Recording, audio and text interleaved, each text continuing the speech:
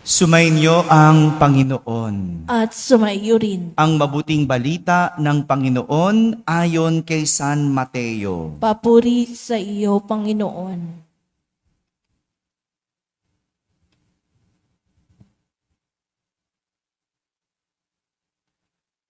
Noong panahong iyon, sumakay si Jesus sa bangka kasama ang kanyang mga alagad. Bumugso sa lawa ang isang malakas na unos at halos matabunan ng mga alon ang bangka.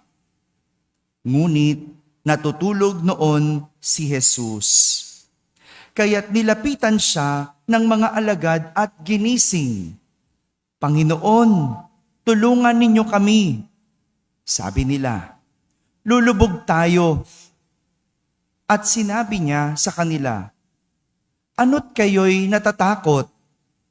Napakaliit naman ng pananalig ninyo."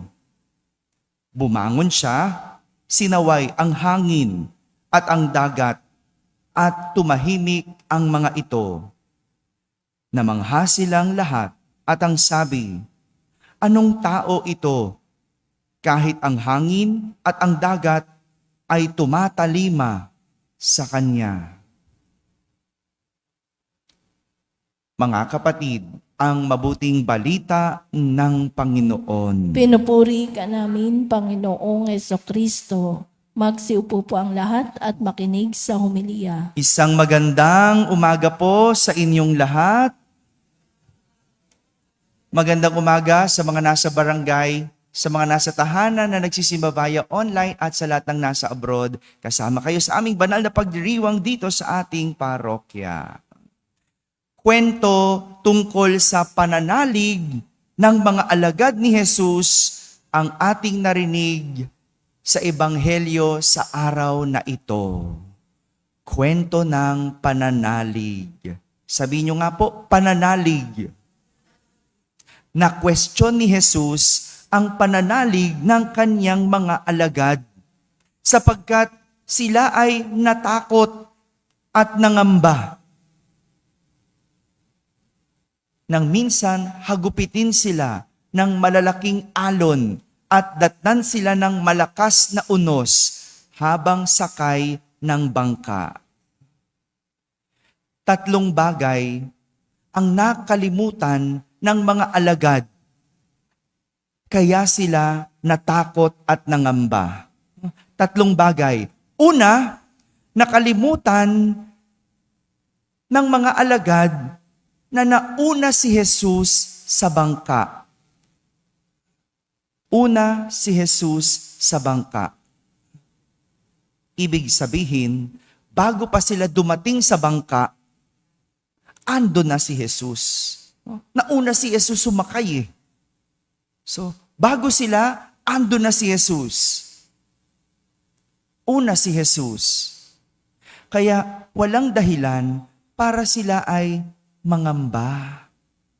Dahil nauuna si Jesus, siya ang bahala sa paglalayag. Ganito din sa buhay. Kapag nakalimutan natin na una si Jesus, bago ang lahat, sigurado matatakot nga tayo. Yung pagpakiramdam mo, no? Wala si Jesus, sigurado matatakot tayo. Ay, hindi ko alam dun sa mga walang Diyos. Hindi ko alam natatakot pa ba sila. Pero kapag alam mo na una ang Diyos sa lahat, una si Jesus sa lahat, sigurado walang dahilan para tayo matakot. At dahil nauuna si Jesus, hayaan nating manguna si Jesus. Huwag natin siyang pangunahan. Hello. Minsan kasi pagka may unos, mapanguna tayo. Ha? Huwag ka mapanguna. Siya ang nauna eh. Alam na niyang lahat. Sino nauna bago ikaw? Ang Diyos, tama. Di ba? Si Jesus. So, kung si Jesus nauna, huwag kang mapanguna. Tandaan mo. Ha? Kaya, kung ikaw ay may hinaharap na unos, huwag kang mapanguna. Una si Jesus. Hayaan mo si Jesus ang manguna. Yan ang una. Nakalimutan ng mga alagad na una si Jesus sa bangka. Pangalawa, nakalimutan nilang sumunod lang sila kay Jesus. Sinong nauna? Si Jesus. Sinong sumunod? Mga alagad. Sa madaling salita, dahil sumunod lang ang mga alagad, dapat inaantay muna nila ang gagawin ng nanguna sa kanila. Hindi ba ganun po ang isang tagasunod? Susunod lang sila, kaya walang dahilan para sila ang gumawa ng paraan. Sila yung alagad. Sila yung mga tagasunod. Sila yung mga susunod. Ang taong tagasunod, hindi kikilos hanggat hindi kumikilos ang sinusundan. Tama? Nakabatay ang pagkilos sa kanilang sinusundan. Dahil kung hindi, masisira ang lahat. Parang sayaw o zumba. O, sino ba nagzuzumba dito? Di ba wala? O, di ba? Di ba parang sayaw, no? O yung ating manto dance, o di ba? O, kung hindi susundan ang nangunguna, magkakaiba-iba lahat ang galaw. At magiging magulo ang buong pagtatanghal. Di ba ganon? Di ba? May, talagang ganon eh. May nangunguna. May mangunguna. At nakalimutan nila, sila ang mga tagasunod. Oh, tinan mo, no? Mas alam pa nilang gagawin nila eh, no? Nataranta na sila. No? Intayin mo lang. Kapag kung minsan ganyan tayo, no? Nakalimutan mong sinong alagad? Tayo. Sinong Diyos? Siya. Pero kapag mayroong problema, ikaw ang nangunguna. Lord, ganito gawin mo. No? Alisin mo ito. Mapanguna ka talaga. No? Kung ayaw niya, kung hindi pa oras, hayaan mo siya. Hayaan natin ang Diyos. Tayo'y tagasunod. At yan ang nakalimutan ng mga alagad. Sila ay mga tagasunod. Pangatlo, na nakalimutan ng mga alagad, nakalimutan nilang kasama nila si Jesus. Sa bawat lakad ng mga alagad, kasama nila si Jesus lagi.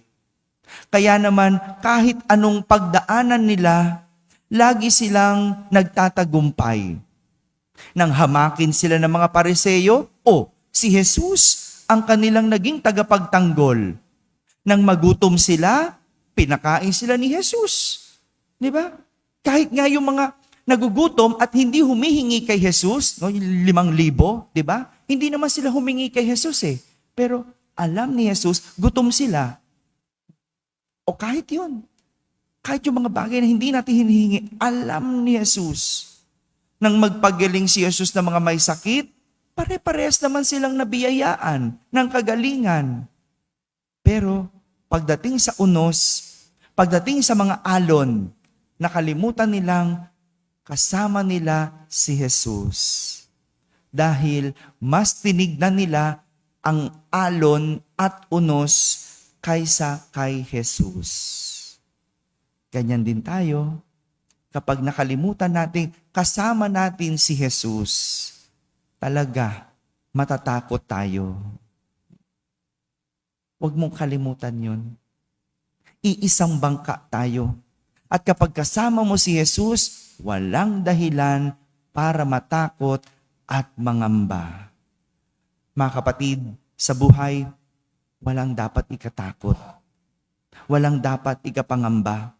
Dahil kung hindi natin malilimutan na una si Jesus sa lahat, sumusunod lang tayo kay Jesus at higit sa lahat, kasama natin si Jesus. Walang dahilan para tayo ay matakot at mangamba. Amen? Amen.